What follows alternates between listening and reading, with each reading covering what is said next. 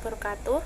Saya Hoirunisa Al-Karimah dengan NIM 2008056070 dari Pendidikan Matematika 3C. Di sini saya akan memberikan penjelasan mengenai ayat-ayat Al-Quran tentang pendidikan, tentang biologi, tentang fisika, tentang kimia, tentang matematika, dan juga tentang teknologi informasi. Nah, langsung saja mari kita simak videonya. Untuk yang pertama yaitu tentang pendidikan, yaitu Quran Surat Al-Luqman ayat 13 yang berbunyi, A'udzubillahi minasyaitonirrajim, Bismillahirrahmanirrahim.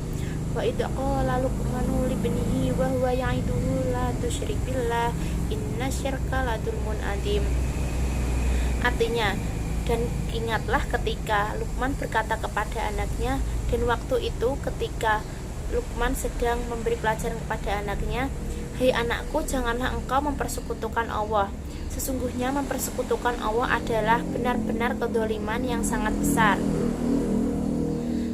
Adapun tafsir dari Quran Surat Al-Luqman ayat 13 tersebut, yaitu menurut tafsir Al-Muhtasar, yaitu, "Ingatlah wahai Rasul tatkala Luqman berkata kepada anaknya dan dia menginginkan anaknya mendapat kebaikan dan menjauhkannya dari keburukan. Wahai anakku, janganlah engkau menyembah selain Allah. Sesungguhnya menyembah selain Allah adalah kezaliman yang sangat besar terhadap jiwa dengan melakukan dosa terbesar yang mengakibatkan kekal di dalam neraka." Adapun kandungan dari Quran Surat Luqman ayat 13 ini yaitu yang pertama, orang tua harus mendidik anak-anaknya untuk bertauhid kepada Allah, karena pendidikan ini adalah pendidikan yang paling utama, sehingga menjadi pendidikan pertama yang Luqman ajarkan kepada anaknya. Kemudian surat Luqman ayat 13 ini berisi tentang larangan untuk mempersekutukan Allah atau berbuat syirik kepada Allah. Karena berbuat syirik atau mempersekutukan Allah adalah kedzaliman yang sangat besar, dan tiada dosa yang lebih besar daripada dosa syirik. Yang kedua yaitu ayat-ayat Al-Quran yang membahas tentang bidang biologi, yaitu terdapat dalam surat Al-Fatir ayat 11 yang berbunyi, A'udzubillahi minasyaitonirrajim, Bismillahirrahmanirrahim.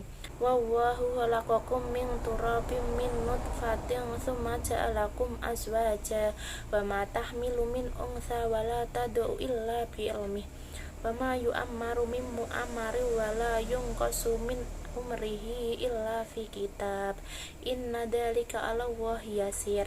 Artinya, dan Allah menciptakan kamu dari tanah, kemudian dari air mani, kemudian dia menjadikan kamu berpasangan laki-laki dan perempuan, dan tidak ada seorang perempuan yang mengandung dan tidak pula melahirkan melainkan dengan sepengetahuannya, dan sekali-kali tidak memanjangkan umur seorang yang berumur panjang dan tidak pula menguranginya, melainkan sudah ditetapkan dalam kitab Lauhul Mahfuz. Sesungguhnya yang demikian itu bagi Allah adalah mudah. Quran Surat Al-Fatir ayat 11. Menurut tafsir Al-Misbah oleh Muhammad Quraish Shihab, yaitu Allah menciptakan asal-usul kamu, yakni Adam alaihi salam, dari tanah, kemudian menciptakan kamu semua dari sperma yang asal-usulnya pun bersumber antara lain dari makanan yang dihasilkan oleh tanah. Kemudian dia menjadikan kamu berpasangan laki-laki dan perempuan. Tidak ada seorang perempuan yang mengandung janin dan melahirkan anak melainkan dengan seizin Allah Subhanahu wa taala. Kata yu'amar terambil dari kata umur yang biasa juga diterjemahkan dengan usia. Maksudnya menjadikan seorang hidup dengan memakmurkan jiwa dan raga.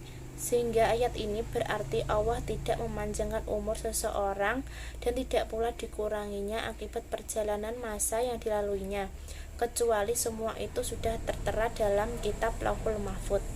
Adapun kandungan dari Quran Surat Al-Fatir ayat 11 ini yaitu yang pertama, Allah Subhanahu wa taala menciptakan Nabi Adam dari tanah. Kemudian Allah Subhanahu wa taala menciptakan manusia dari air mani.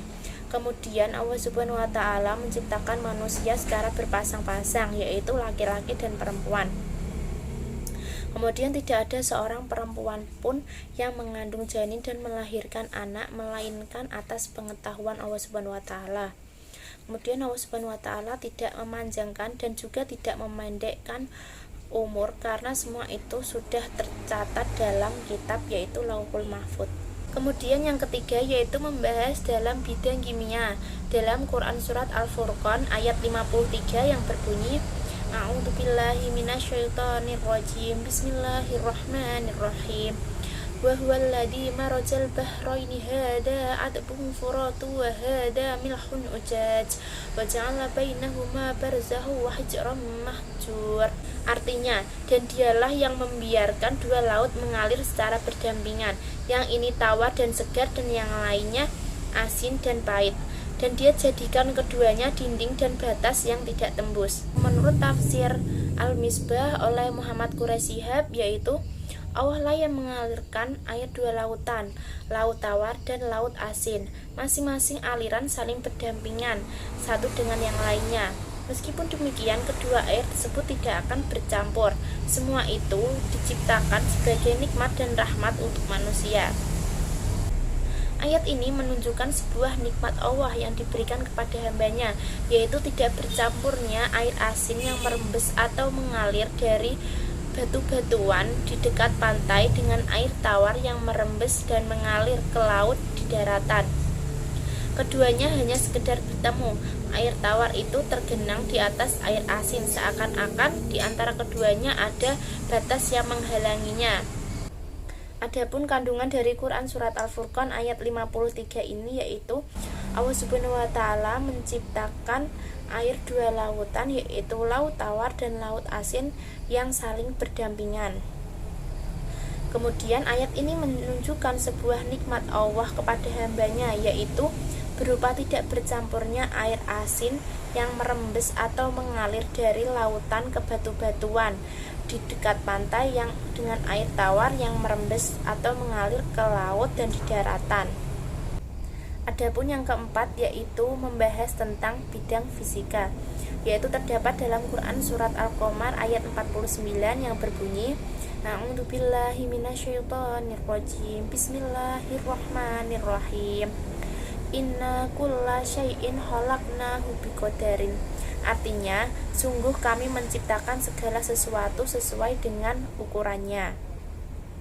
Adapun tafsir dari Quran surat Al-Qamar ayat 49 itu menurut tafsir Al-Misbah oleh Muhammad Quraisy Shihab, yaitu sesungguhnya kami menciptakan segala sesuatu menurut ukuran atau kadar masing-masing, yaitu sesuai dengan hikmah.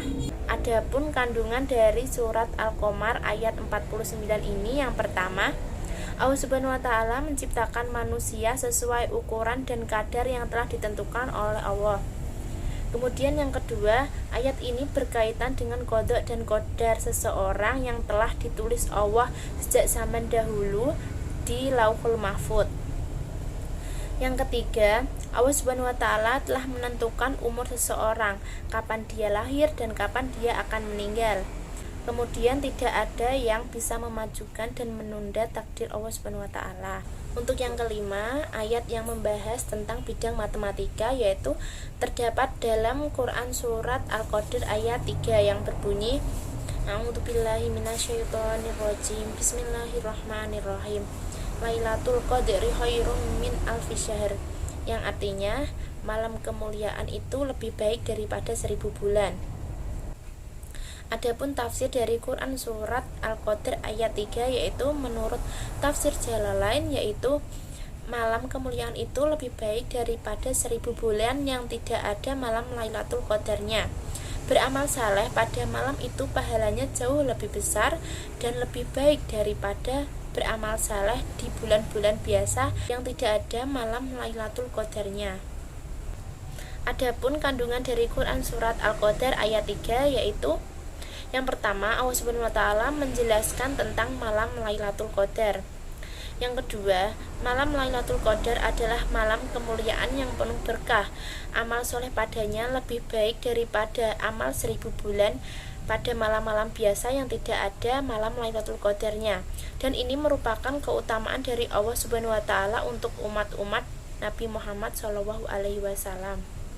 Adapun yang keenam yaitu tentang teknologi informasi, yaitu terdapat pada surat Yasin ayat 41 dan 42 yang berbunyi A'udzubillahi minasyaitonirrajim Bismillahirrahmanirrahim wa ayatul lahum anna hamalna dzurriyyatahum fil fulkil mashhun wa khalaqna lahum min mithlihi ma yarkabun, yang artinya, dan suatu tanda kebesaran Allah bagi mereka adalah bahwa kami angkut keturunan mereka dalam kapal yang penuh muatan, dan kami ciptakan juga angkutan lain seperti yang mereka kendarai.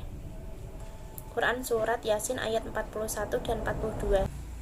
Adapun tafsir dari Quran Surat Yasin ayat 41 dan ayat 42 ini, menurut tafsir Al-Misbah oleh Muhammad Quraisy Shihab, yaitu ayat ini mengisyaratkan akan terciptanya aneka alat transportasi yang dapat digunakan manusia.